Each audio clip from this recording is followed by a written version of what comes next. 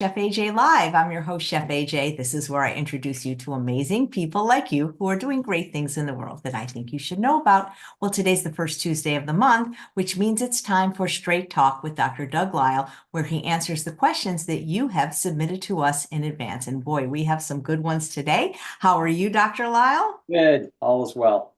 Great. Well, the first question is from Matt, and he said that he heard you speak about a knee injury and that Dr. Gershfeld said something to you that immediately healed it. Would you be willing to share what that piece of advice was? Yeah, he stood over me with a little watch with the chain and he did hypnosis and then he said magic words and then it went away.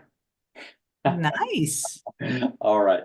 So what he explained to me is that the only way to quote heal a knee is to build up the musculature all around it.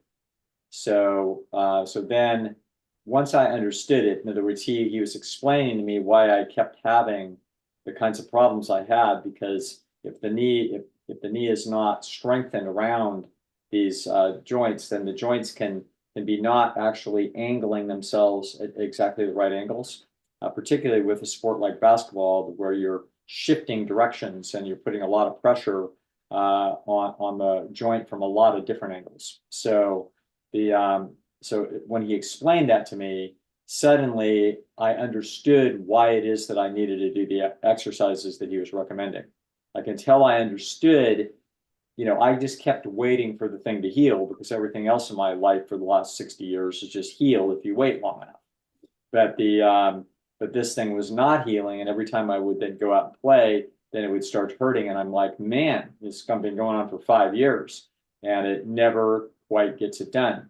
But then once I understood essentially the mechanics of the problem, then I dutifully exercised the knee for about 30 days.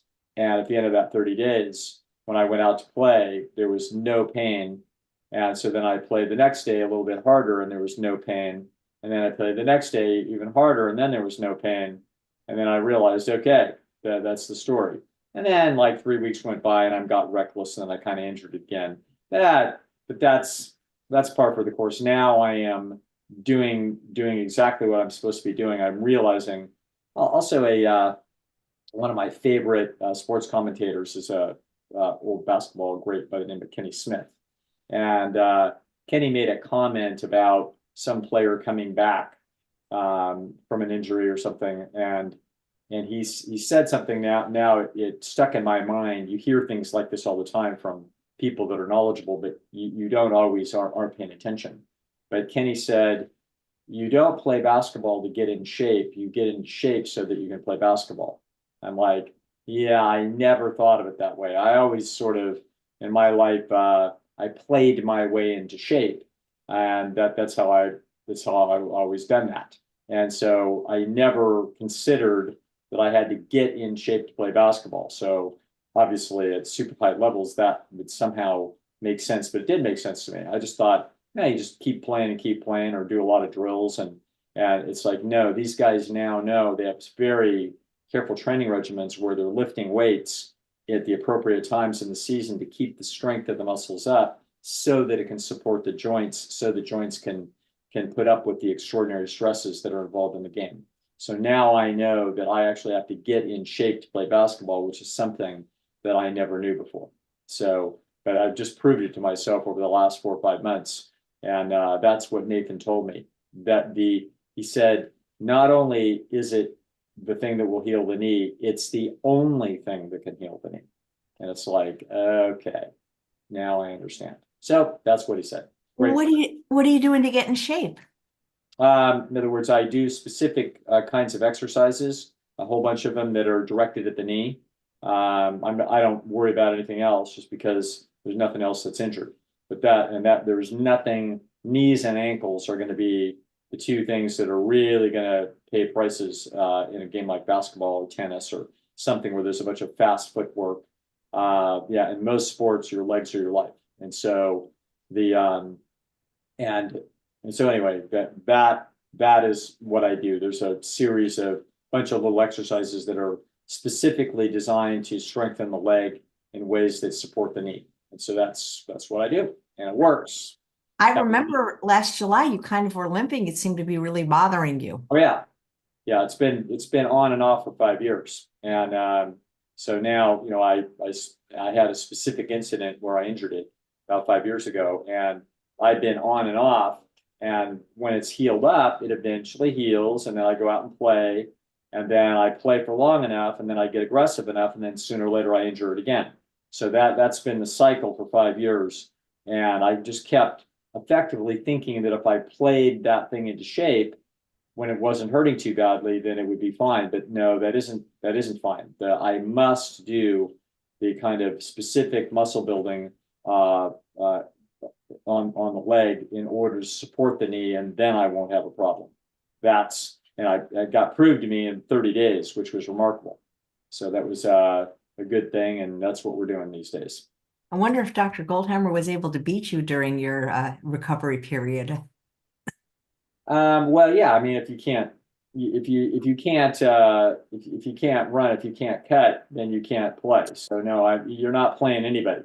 So you either got legs to play or you don't play. So when I can play, he can't beat me. That's so funny. That's just, I That think works. that's his lifelong dream, I think, to be able to beat you in basketball. So this next question is from Charlie, and it's about transfer addictions.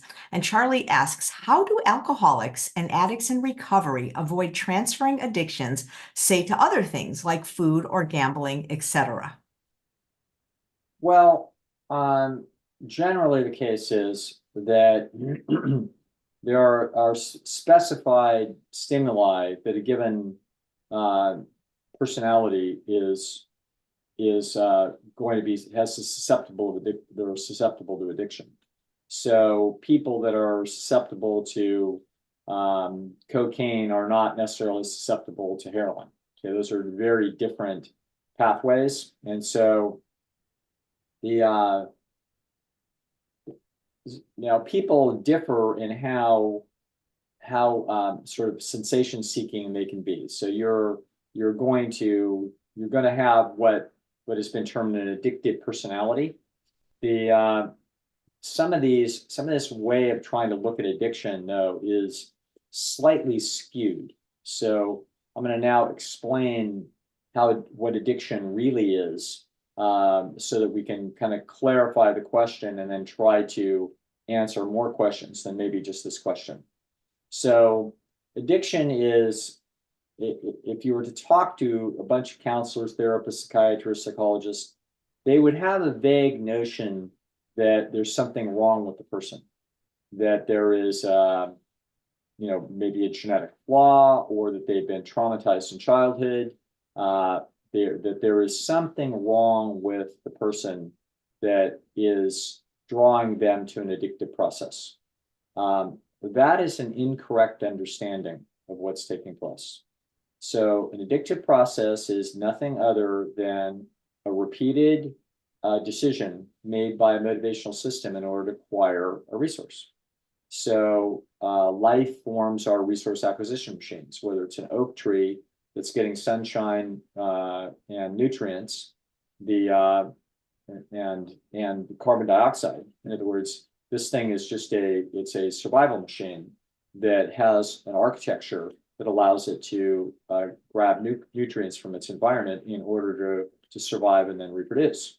That's what all animals do too. So animals are making decisions, and they're making movements in order to acquire the resources. The tree isn't. The tree just has its leaves out there 24/7.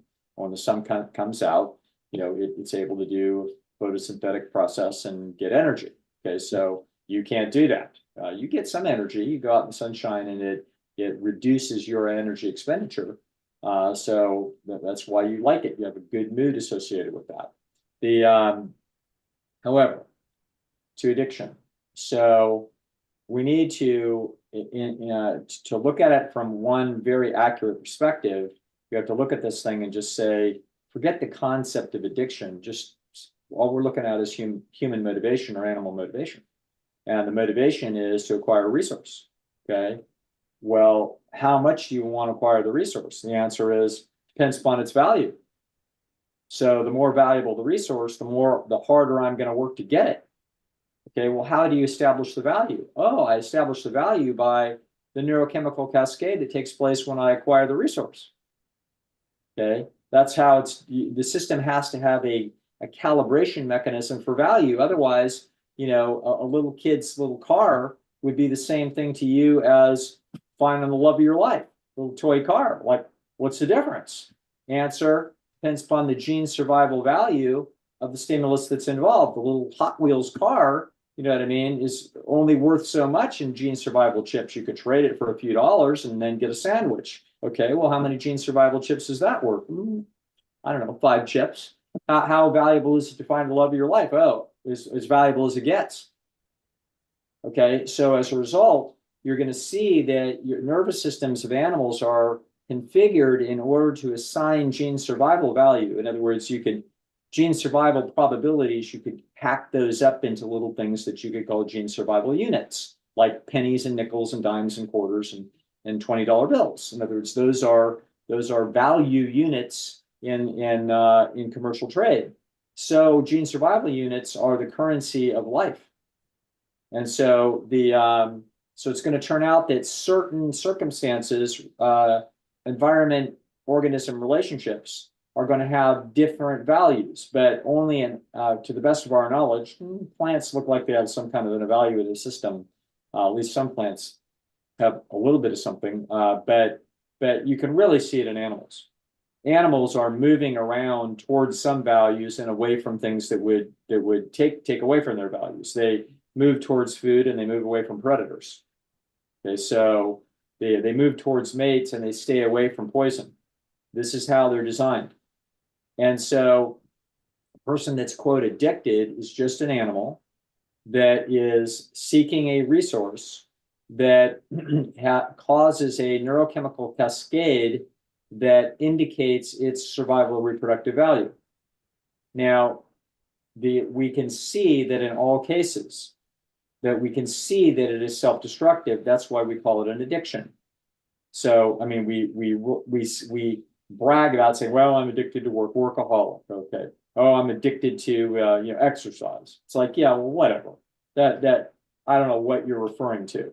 Addiction is a word that we use to describe a compulsive self-destructive process. Okay. I think we can agree on that. In fact, that's literally the definition of addiction inside the diagnostic and statistical manuals, i.e., it has to cause an impact negatively on the rest of the human's life. Otherwise, it's not an addiction. Okay, just something that you enjoy doing. So, okay, so it's an addiction, which means it's destructive. Okay, well, why would the organism work to acquire a value if that value was more costly than in its process than the value that's obtained? Interesting question. Okay, and the answer is, oh, the value must have been altered unnaturally. It has to have been, because somebody's it has to be altered because your natural machinery would not make that mistake. Okay, so the natural machinery really isn't capable of making that mistake. The natural machinery can make mistakes and guess left and should have gone right, and it gets eaten instead of escapes. So it can make mistakes, but it's not going to be making characteristic repetitive mistakes about the assignment of values. That it will not do. Okay, it's been shaped by evolution to not make those mistakes. Everything about it is really good. You're not going to find somewhere in the world where people are like just eating lettuce and they're passing up the nuts because they value the lettuce more than the nuts. You'll never see a place like that. That will never happen. Okay, because the sensory experience that leads to a neurochemical cascade, which tells the organism the assignment of the value, is a natural chain reaction from the ingestion of the material of the resource. So now, how on earth do you get an addiction? You get an addiction by a rearrangement of the material in a way that is unnatural, where it actually tricks the evaluative system into thinking that the stimulus is of extraordinary value or higher value than is true. Okay, so it must be supernormal, which means it has to be rearranged or altered by humanity. Okay, now you get an addiction, okay? So now we understand that the addiction is, the root of the addiction is nothing other than the alteration of the stimulus unnaturally so that it fools the evaluative system that's embedded in the animal. Okay, that's nothing wrong with the animal. That animal doesn't, quote, have an addiction where it's got something wrong with it. That animal is functioning totally correctly. Its environment is causing a pathological reaction. The problem is entirely in the environment. That's why you can go to the Kalahari in Africa and study the bush people, and there's 100,000 people out there, and none of them are addicted to anything. Why? Because there isn't any artificial supernormal stimuli in their environment. So you will not find an alcoholic there. You will not find a heroin addict. You will not find a caffeine addict. You will not find a tobacco addict. You will not find a gambling addict. Okay? None of it will be there. In order to have a gambling addict, you would have to have accumulated capital, which is not consistent with human nature. And therefore, you'd have to have the ability or credit. You'd have to have accumulated capital somewhere. So somebody would have to put something up on a wager that would involve a lot of the hours of the person's existence. Human beings have certainly been wagering forever, for 200,000 years, but they're going to wager a lunch. You're not going to wager any more than that because nobody's got any more than that and you can't afford it. So only with extraordinary accumulations of capital could you ever have a situation where you could actually win 6 months of labor in 5 minutes at a roulette wheel. So that is a supernormal stimulus. Okay, so now the question is, well, how do you stop going from one supernormal stimuli to another, or am I compelled to do so because I have an addictive personality? No, you don't. You have sensitivity. You have an appropriate engineered sensitivity to a given stimuli, like alcohol, which is part and parcel of, even exists in nature. Your brain has some reaction to it. If we concentrate that in an extraordinary level and create beer or wine, we're going to get a supernormal response. That supernormal response is going to say that is highly valuable. Some people are going to say that's more valuable than others, in the same way that some kids like broccoli more than others. That's just individual differences in the subtle wiring of that individual nervous system. Now, that's the only addiction that I ever see. In other words, that's what causes addiction, is the fact that there are millions of human experiments trying to create supernormal stimuli in order to have benefits in trade, i.e., what the hell do people want? I'm going to try to give it to them. Okay. Well, it turns out that people have figured out how to apply time and energy and intelligence to make things like chocolate and cocaine. All right. And they figured it out. And it turns out that those cause supernormal reactions inside of human brains. And so therefore, some people are going to be the same people that are super reactive to chocolate aren't going to be the same people that are super reactive to cocaine. Tiny little differences in the organization of those particular brains, just the way that two plants that are similar aren't quite the same plant. They don't use quite the same flower. They don't use the same chemicals to attract bees. So your nervous system shares an unbelievable similarity to the nervous system of the Skid Row drunk or the heroin addict that you've met. Unbelievably similar, but not quite the same. It might be the same, but if you never have the supernormal stimuli, then you'll never be addicted because you'll never even know that that possibility existed for having a tremendously bizarre artificial cascade. What you usually find in people that are addicted is they have a personality characteristic, not of addiction, but of openness. They're open, okay? They're open to experience. They're like the little kids that got to stick everything in their mouth, okay?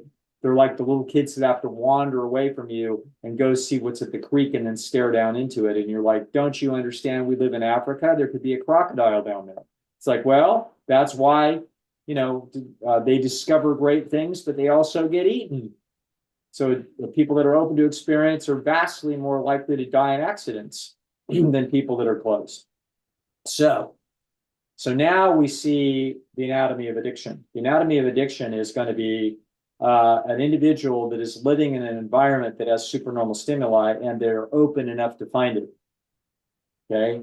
And they may have the particular genetic characteristics to be hyperreactive to that very supernormal stimuli that has been engineered to cause hyperreactivity. So it's interesting that, for example, in the United States, 50% of the alcohol that's sold in the United States is sold to 5% of the population that are alcoholics. Okay. Don't think they're not trying to make this as super normal as they can make it. Now, so now we get back to the question, how do you stop yourself from hopping from one, quote, addictive thing to the other? The answer is, well, this is all about environmental control. So the issue with respect to addiction, you don't beat addiction by talking to some therapist about your underlying abuse when you're a child, because that didn't cause the addiction. Okay. The stresses at work didn't cause the addiction. The fight with your wife didn't cause the addiction. The conflicts there didn't cause the addiction. The addiction is a repetitive compulsion based on the analysis of the adaptive unconscious to try to get the greatest possible value for the least possible effort. There are a few things in the world that human beings have synthesized in order to create supernormal responses that a small percentage of the humanity winds up being addicted to. So not everybody that goes into cocaine gets addicted to cocaine. It's a very small percentage of people that do. Not very many people that drink alcohol get addicted to alcohol. A very small percentage of people get addicted to alcohol. Okay. Some people are addicted to famous Amos chocolate chip cookies, for God's sakes. In other words, you call it is a repetitive compulsion. In fact, when you go into the supermarket, you are looking at how complicated it is to get people addicted to something. That's why there's 100,000 different items in there. Okay. If they can just get their little piece of the market and create an addictive like cascade in you, i.e. a supernormal response to Reese's Pieces. Okay. So if we can get that, we can get effectively an addict that will repeatedly do that thing, even though they know it's causing them to be fat. That's an addiction. If we want to use the term addiction at all. And it's a useful term, but it's so adulterated and people have such a misunderstanding of it, I don't even like to use it. Okay, so it's just motivation. It's just motivation to supernormal stimuli. And so that's why basically everybody in the United States has an addictive-like process, i.e. a self-destructive compulsive process around processed food. Every single human, okay, i.e.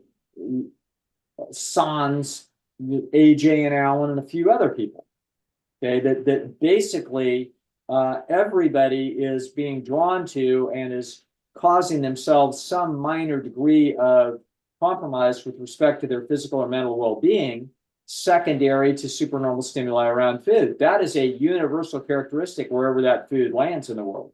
You won't find it on the Kalahari, but you'll find it everywhere else.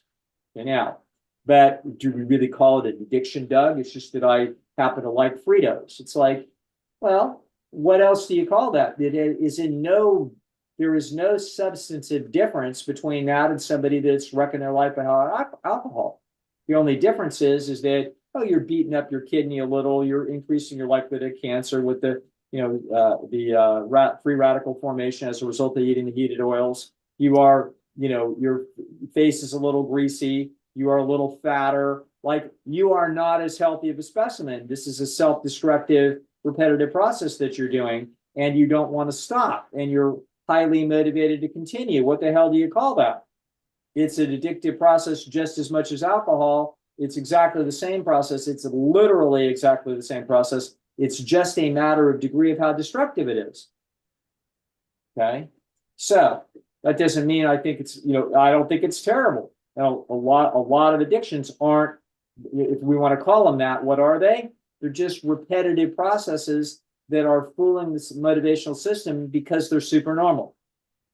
So I wouldn't want to be, you'll hear people, well, you saw it in the United States 100 years ago. They prohibited alcohol. It's like, what kind of a bunch of, sanctimonious nutcases did that? Incredible. What you get, you're going to stop people from doing what it is that they want to do because it's destructive for them. Go to hell. All you wind up with is Al Capone. People are going to do it. People are going to do exactly what they want to do. Okay. So now this becomes super interesting. What about little children and fentanyl? Okay. You've got a case to make for government intervention and try to figure out how to help people as best as possible. But to ban alcohol, you got to be kidding me. 95% of people aren't alcohol addicts that use alcohol. So they enjoy it. Oh, but it's not good for them. And some people think it increases their likelihood of breast cancer. So inform them and let them make their own choices. But what if they have alcohol 2 or 3 times a week and they don't want to stop? Do we call that an addict? Well, what a point do you call it an addict? It's an arbitrary line. You're not an addict or not an addict. You're somebody that's repetitively using a supernormal stimuli that's self-destructive, or you aren't. And if we use that definition, which would be accurate, then it turns out it's everybody. So what's the solution? Well, there's no fix for it because there's nothing wrong with the person. You can't fix that inside the person because the person is functioning completely normally. Okay. So what is the fix? We'll go to the place where it doesn't exist, i.e. go to the Kalahari. Guess what? No addictions anywhere. Oh, that's interesting. That means what I have to do is I have to work harder on my environment than I do on myself. There isn't any work to be done on yourself here because there's nothing wrong with you. So how does an alcoholic stop from getting into junk food, i.e. just be as fastidious about your environment and your organization of your behavior as you are around the alcohol? Same problem. Okay. So that's the solution.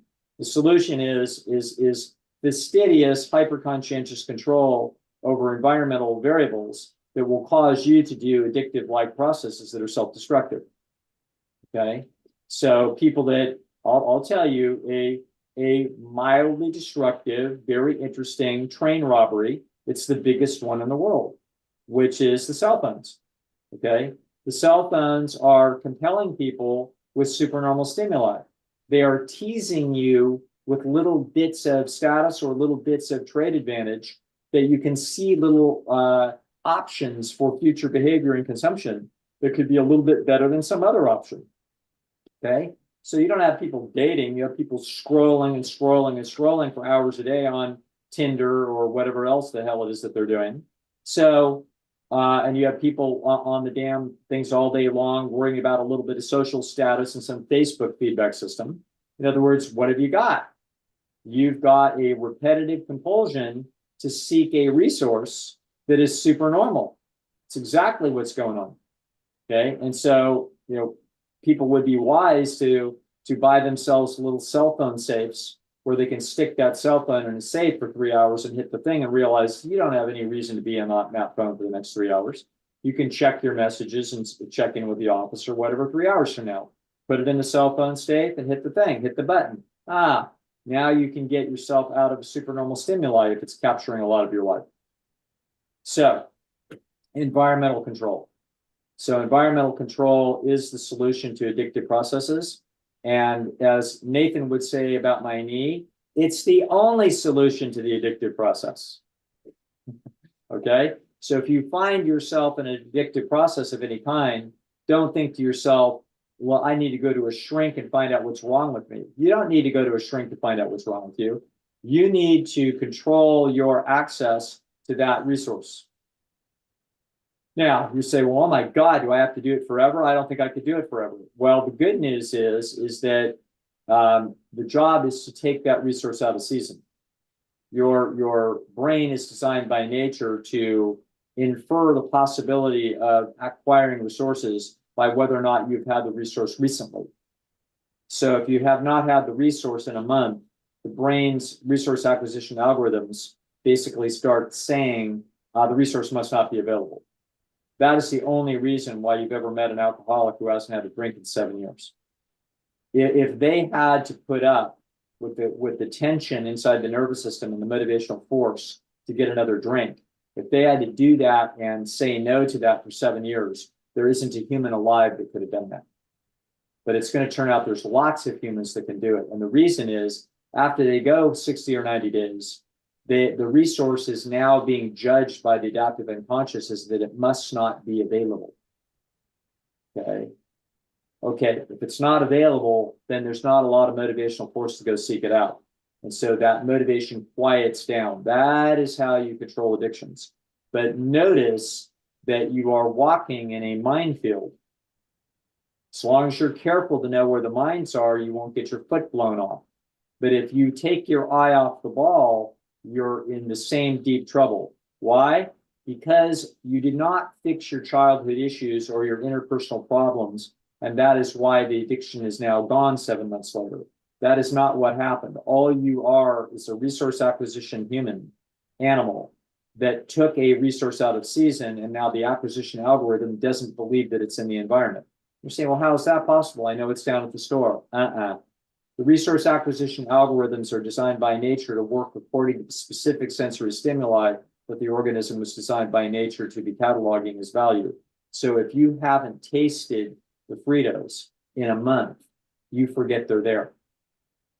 Okay? If you haven't had a shot of wine or whiskey or beer in 6 months, you forget that it's there. The algorithm doesn't think that it's in season. But all it takes is one beer or to smell it. And now the system knows it's back in season because that's the sensory evidence. Looking at a bottle of wine in a grocery store is not a supernormal stimuli. But if you smell it, the system knows it's in season. So they can play pizza ads all day to me as long as they want, and I'm barely motivated to even think about pizza. A little bit, not much, okay? But if I walk by a pizza parlor and smell it, now I'm highly motivated. And you can't stop that motivation. In other words, you can stop acting on the behavior, but you have a tremendous motivational force to go get that resource. So the difference, the solution to the problem is environmental control, keeping a supernormal stimuli out of season. You have to do that for long enough that it goes quiet. And once it goes quiet, you have to know you have never beaten an addiction because there was never anything wrong with you. All you have to do is bring that resource back in season, and your motivation to seek it out will reemerge with 100% potency. Okay, as it should. That's because there's nothing wrong with it. It was designed by evolution to make damn sure animals didn't starve. That was the whole point. So that's what cocaine is doing. That's what alcohol is doing. That's what heroin is doing. All these things are doing is they're piggybacking essentially on food algorithms, okay? Potentially sex algorithms as well. But basically, it's basic resource acquisition algorithms. And food is going to be the most intense set of those algorithms that's built. So basically, addictive processes are mimicking the seasonal attention that human beings would direct towards acquiring different resources. If it goes out of season, it goes quiet. It comes back into season, it's way alive. That's why the idea of a cheat day once a week is insane. Okay, if you cheat one day a week, all you did was you just brought it back into season. You're going to be thinking about it all week. The odds of you going from Sunday to Sunday and only just having that little self-indulgence that one time are very close to zero. If it is, you're a remarkable human. Okay, but you are absolutely walking right into the fire with that kind of strategy. So anyway, that's the story. Super long answer to what was in fact a very good question. Dr. Lisle, if the secret or the only way to manage an addiction is through the environment, then for the people that believe they're food addicts, wouldn't it make sense for them not to have those foods in the house? Totally. And not only that, don't be going out to supper with people where you could smell a bunch of supernormal stimuli around that's super motivating. So yeah, it's environmental control. I can remember going, I don't know, long periods of time and not having any motivation to even, if you show me, if I'm in some place and I'm watching somebody eat a hamburger 30 feet away from me, it does nothing for me. Okay. And so I had gone some super long period of time and hadn't had any inclination to eat any animal food at all. But I can remember walking across a parking lot of a thing called a Roger Wilco or something like that in Rohnert Park. near our office at True North, and and it was a summer day. It was like June or July, and they had some kind of a truck out there in the middle of a parking lot, and they were making ribs. And I walked by that, smelled it, and for several reasons, I'm I don't have the bizarre self-control of an Alan Goldhammer who might have said, he might have turned and said, that's disgusting. Okay. It wasn't even remotely disgusting. I smelled that protein and fat flying through the air, because that's what it is when you smell something. There's actually, that's why you smell things. There's little bits of those chemicals. That is what it is. Okay. So, whether you're smelling poop or you're smelling corn, that isn't some magic of what the thing is. The magic is there's air that goes past those things, and little bits of those chemicals are floating up into the air, and they go up into the mucosa of your nose, and chemoreceptors recognize the chemical configuration. And if that chemical configuration was bad for your survival, it stinks. And if it was good for your survival, you love it. That's what good and bad is either good for your survival or bad for your survival. And so when I walked by that ribs truck and I smelled it, trust me, my nervous system said, oh man, that's why people eat that stuff. As I got a huge whiff of they probably had sugar painted on it too. They probably had barbecue sauce. And so there was also sugar in the air. So in the air was what? Sugar, fat, and salt. Okay, which would never actually be in the air in the Stone Age, at the same time. But in that particular instance, that's probably why it is. I haven't thought that through till just now. But even if they didn't put sugar on it, if it was just the fat and the protein, that would have been enough to activate the system. So yeah, I didn't get meat eating out of my soul by getting enlightened or anything else. Never happened. Okay, that's in there. That's in the system. I would be highly motivated to get that material. I'm not highly motivated. Why? We're not cooking it in my house. I never think about it. Okay, if I go into a restaurant, you don't really smell too much of it. You smell all kinds of things in a restaurant. So when I go into a restaurant, the one thing that's standing out isn't some smell of some meat cooking. That's not what's happening. It's way more complicated. And they actually vent it and all kinds of stuff. So the point is that I'm not walking into a very intense stimuli that's pointing me a singular direction. Anyway, that's the story. Control the hell out of your environment. That is, just like my need. It's not a way of doing it. It's the only way of doing it. Mm-hmm. If I had a nickel for every time somebody told me why they couldn't have a clean environment, I'd be very wealthy. Yes. All right. Thank you. This next question is from Sheba. Will the people who lose weight using weight loss drugs feel negative self-esteem if they didn't put in an honest effort first? And what about college students who use AI to write their essays? Will they also feel negative self-esteem? And if you like, maybe talk about how you feel about the weight loss drugs, because that's what everybody's talking about now. I would say not necessarily, because if you take a weight loss drug and your well-meaning crook, i.e. your physician, who he doesn't understand that he's a crook, or she, they have been bought off by the pharmaceutical industry and deeply incentivized for pushing these drugs on people.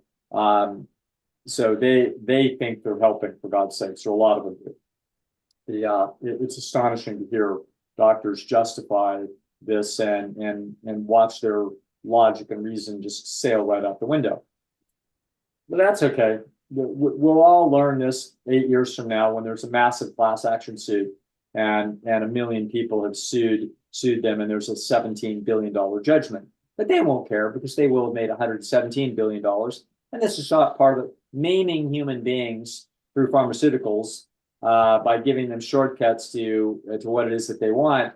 That's the name of the game. That's what modern medicine largely is. Now, but the person who does this that takes the drug, they don't know that this is a, self-damaging crisis. They just want the weight gone. They don't really care how it's done. So you would have a different version of that, because if you got some awareness of these issues, you're realizing this is playing with dynamite. Like, holy smokes, what kind of a drug goes in there and can cause a 10% body weight loss in 4 months or something like that? How did you do that? You must have disrupted some systems pretty severely for that to have happened. And the answer is, oh yeah, it did. And therefore you should have an intuition that there's likely to be some downstream consequences that nobody's studying too carefully that are likely to be pretty nasty. There are. Okay. So but the average person is not being told that. They're being told, oh, perfectly safe and effective, and not a problem, and it's important for your health that you take off the weight. Okay. That's why. So that's why when they take it and they have the weight loss, they're going to feel a lot of digestive disruption. They're going to have some side effects that they're going to be a little bit worried about. But their doctor will assure them that, oh, no, that's perfectly normal. Don't worry about that. It's fine. Okay. And meanwhile, they're going to go from 220 pounds to 190 pounds. By the way, the safety studies that were done on doses that caused the average person to lose about 18 pounds. It was about 215. So it took people from about 215 to 197. Don't quote me, but that's pretty close. Those are about the right numbers. You're now seeing 40, 50-pound weight losses as a result of this. Why? Up the doses. Okay. So now doctors have cover. It's like, okay, well, if you've approved it here and this and that's recommended, and the safety study, this is like, having a safety study on 10 milligrams of something, and it says, oh, everything's cool. We watched them for a year. It wasn't a problem. Really? You watch people for a year? Why don't you watch them for 5 years and see how many problems you have then? So but the point is, we'll watch them for a year. Oh, on 10 milligrams. Oh, well, everybody's using 40. Oh, well, you didn't do the safety study on 40 milligrams of this thing?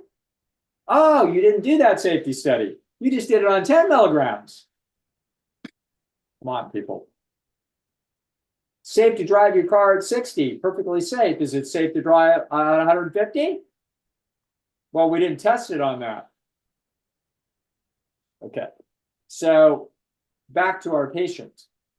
And what's being asked here is about the nature of achievement and self-esteem. So if you don't understand that there's no reason in the world not to take a shortcut. The only question is, what are you trying to accomplish? Okay, so you are drawn to shortcuts because you are seeking resources from the world. In the case of people losing weight, they're seeking admiration from other people about their attractiveness. That is a natural human resource to seek. And so in principle, you would want to take the shortest distance between those 2 points, all things being equal. But you would do that. The problem is, in this case, all things are not equal. So that is a hell of a way to do it.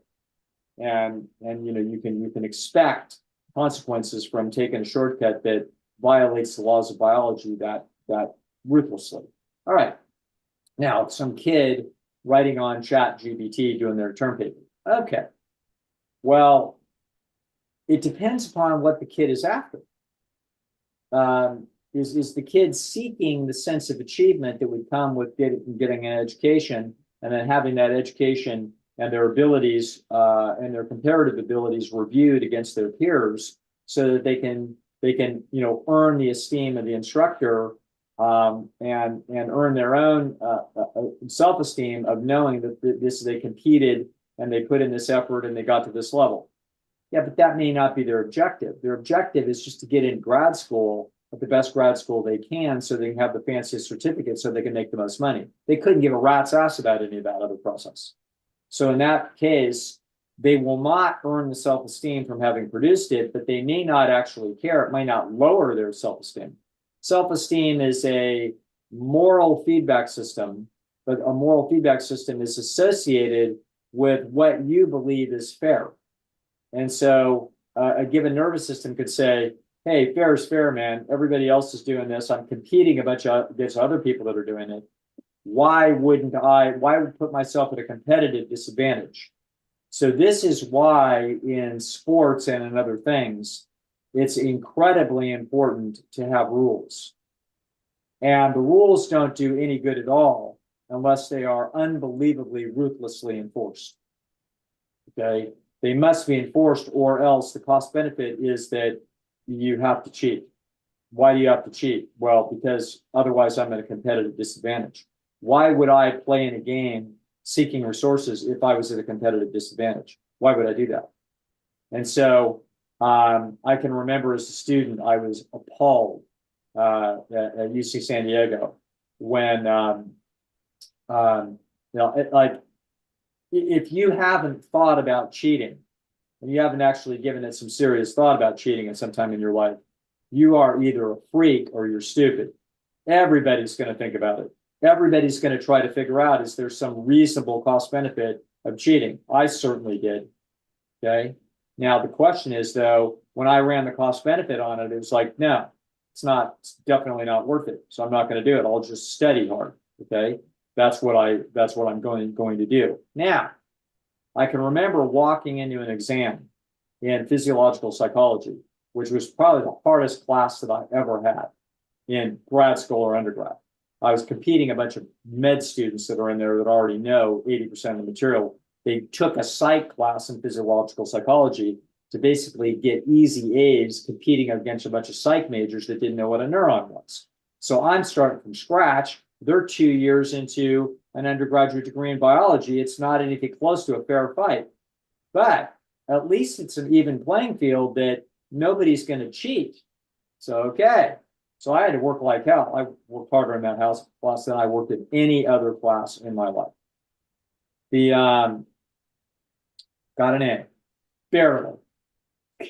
But I can tell you, during the exam, they walked around and they said, if we catch you cheating, we're going to warn you. And then if we catch you a second time, you're going to get an F. It's like, I remember that to this day. That was 40 years ago. And I'm like, you useless bastards. How could you possibly open up the floodgate there? I'm in trouble. I was protecting a perfect academic record in the hardest class of my career. The last thing I needed was anybody cheating in that room. If there's anybody cheating in the room, it better be two people that are not even competing for an A. They're just trying to survive, right? You better make the penalties. If we catch you cheating, you get an F. That's what the rules should be. If you don't have the rules in place, you just change the cost benefit of everybody in that thing. Okay.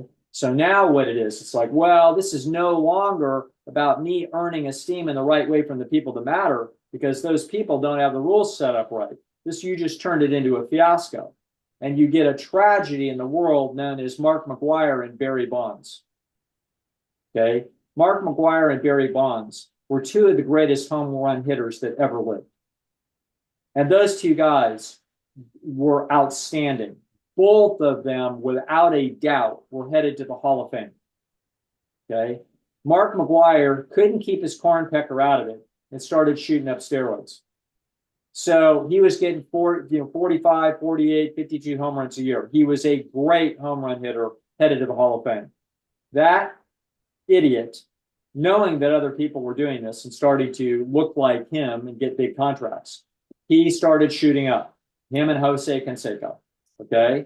And they shot up, and lo and behold, Mark McGwire beats the home run record set by Babe Ruth and Roger Maris, two different amounts of games. So both of them are co-holders of the greatest home run hitter seasons in baseball history.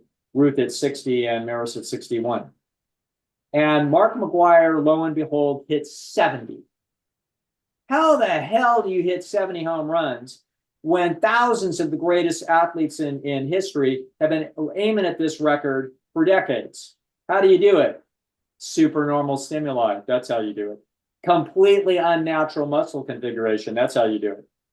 So he shoots up And the Major League Baseball looks the other way. Why? They're putting fans in the seats and fans in front of the television cameras. So everybody's all fascinated about the great home run race between Mark McGwire and Sammy Sosa, who also that year broke the record and hit 66 home runs. Everybody that knew anything knew that these guys were juiced. Everybody knew. Everybody in Major League Baseball knew. Did they test anybody? No. Did they penalize anybody? No. Did they make them sacrifice a year of their contract? No, they didn't do anything. Major League Baseball looked the other way because they made money off of it, lots of it. And so along comes a superior home run hitter, better than Mark McGwire, better than Sammy Sosa. This guy was right in the level of Babe Ruth and Roger Maris. His name is Barry Bonds. Okay, Barry Bonds was a Hall of Famer from the day he arrived in the major leagues. Everybody knew it. They saw greatness in Barry Bonds, and he was great. Okay, but he wasn't going to hit 60 freaking home runs. He was going to hit 52. He was going to hit 54 maybe one year. He wasn't going to hit 60. Maybe once in his lifetime. It would be a miracle. And Barry Bonds could have hit 62 home runs and set the all-time record. It is possible. He's probably the only guy in the last 50 years that ever had a chance. But Barry Bonds didn't do that. Why? Because everybody else was cheating. Everybody else is getting the big contracts. Everybody else is seeing as the second coming. So Barry Bonds shot up. And Barry Bonds shot up and he hit 73 home runs. And he's like, okay, dudes, now we got an even playing field. You shoot up and I shoot up and we see who's better. And that's what happened. It's a travesty. Both those guys are now pariahs in Major League Baseball. They are considered embarrassments, disgusting. I don't consider them that way. I look at them and I'm like, oh man, you're like some kid who cheats themselves and turns into ChatGPT paper because they aren't determined enough to make damn sure that that doesn't happen. Okay, you want to test people's ability to write essays now? They write that essay in their own freaking handwriting in the final. Yeah, you want to see somebody how well they write an essay? You have them write a 700-word essay and they do it right now in front of you and everybody turns it in. That's how we do it. Okay. You want to test that ability? That's how we test that ability. The days of the term paper are gone. They've been gone for a long time. People could hire other people to do it. As soon as that internet comes along and we can find some lady in Queensland, Australia that'll write it for you. She's an expert in this. She can write 50 papers and she'll just draw one out of the drawer. The last one went to Swarthmore. This one goes to Harvard. Who the hell cares? Okay? The rules. Okay? The rules. And so this is how it is that, yeah, that kid is in trouble. They are in an adulterated system. There's nothing wrong with that kid. What's wrong? Perverted environment. Okay. Over and over again, the different problems that you see, nothing wrong with the person. Some lady's being abused in a relationship. Oh, she has daddy issues because she was abused as a child. No, there's nothing wrong with that person. That person is in an abusive situation because they've got a pathological situation. They are in a relationship with a disagreeable human. They don't have financial resources. They are a highly agreeable human that got into that relationship because they were unable to see how disagreeable and difficult that other human was going to become. They don't need a resurrection of their childhood issues to figure out why they are, problematic here. There's nothing wrong with them. That person is just an agreeable, conscientious human that can't think their way out of that trap. Different. The environment is pathological, not the human. Okay. That is the recurrent theme of everything we talked about today, but we're going to see over and over again. If you start to look at problems this way, you're going to continually see this solution. It's going to be the issue. And that solution stands in incredible contrast to conventional psychiatry that says that the problem is inside you. And we are going to change your brain chemistry and brain structure so that you're better. It's like, now you see why you get my theory about those things. Okay. So, and of course, it appeals to the psychiatrist. They're the genius that theoretically fixed you. with an expensive appointment that your insurance paid for and the pharmaceutical agencies made money off of you. Okay. You have to know they've gamed you out. They know that if they can get you on some antidepressant drug, you're worth $200,000 to them, lifetime. Okay.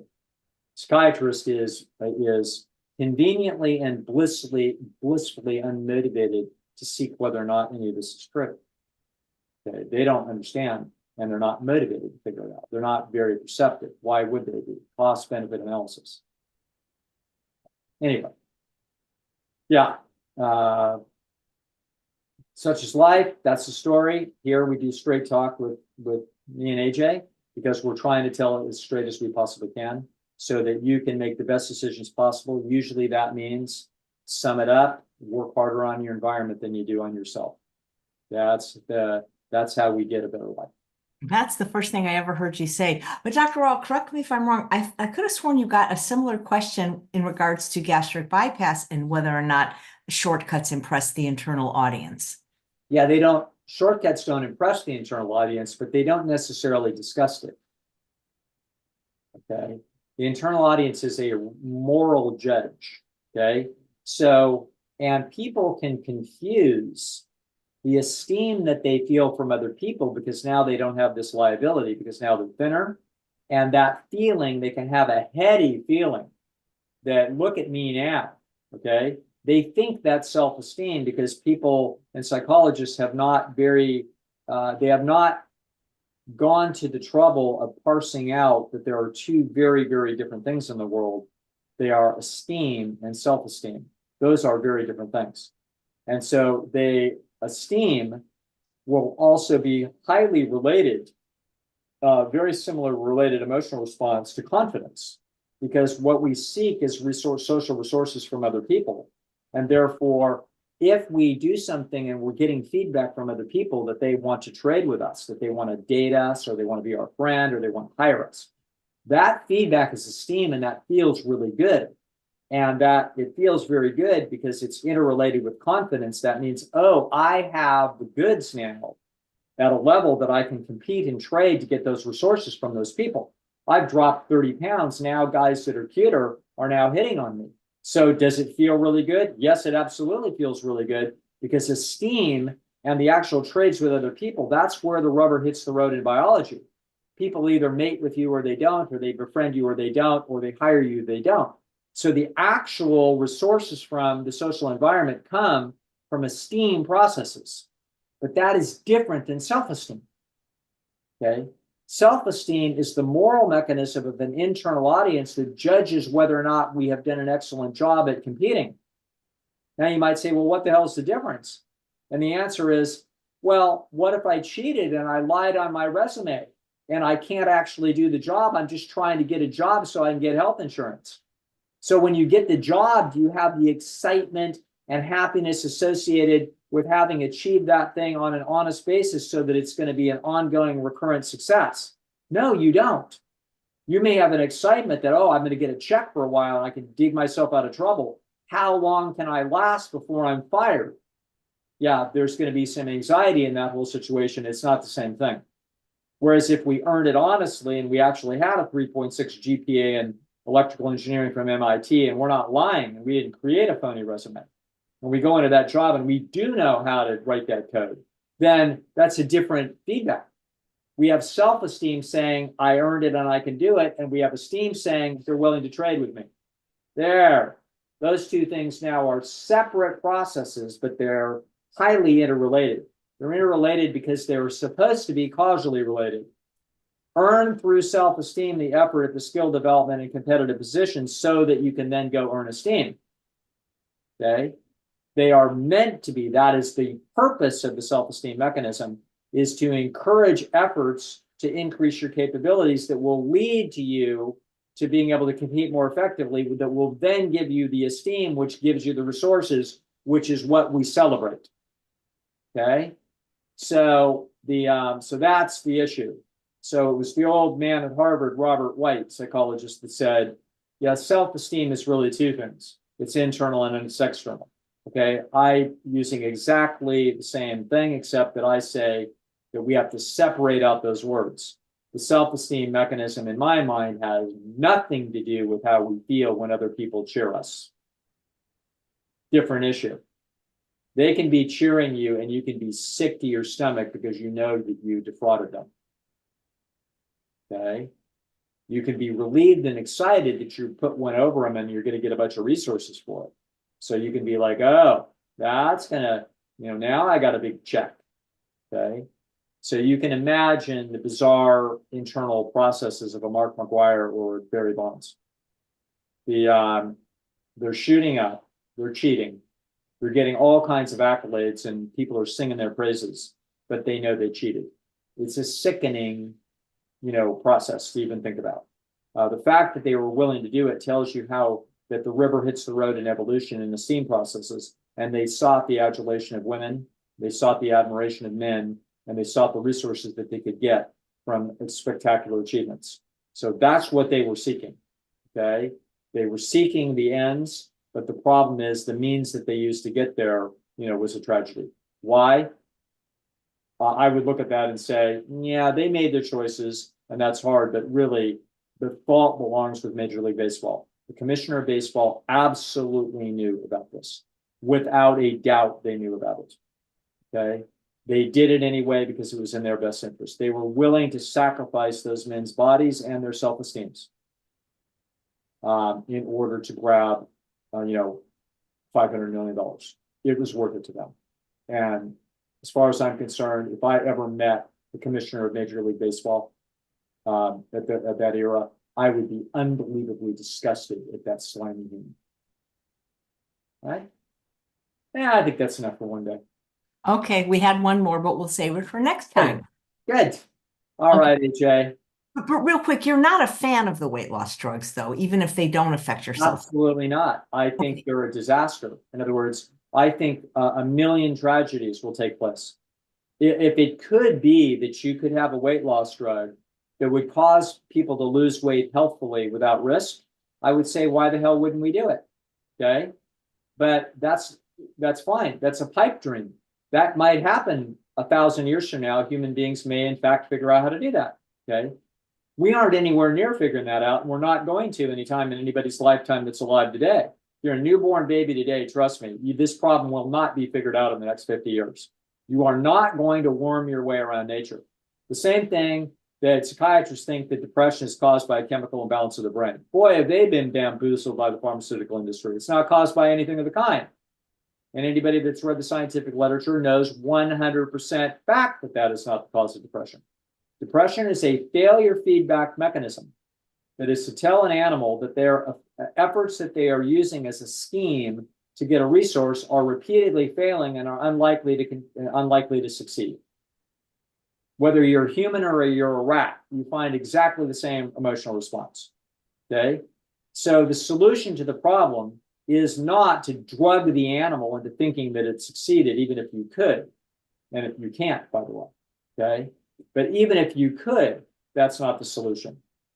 But someday, could human beings safely manipulate those things and create a virtual fantasy world where people who were failing actually thought they succeeded and they just blissfully led some bizarre, dystopian life behind that? Yeah, welcome to the Matrix. Okay, it's fiasco. No, we earn your esteem, earn your self-esteem, earn your health, earn your weight loss.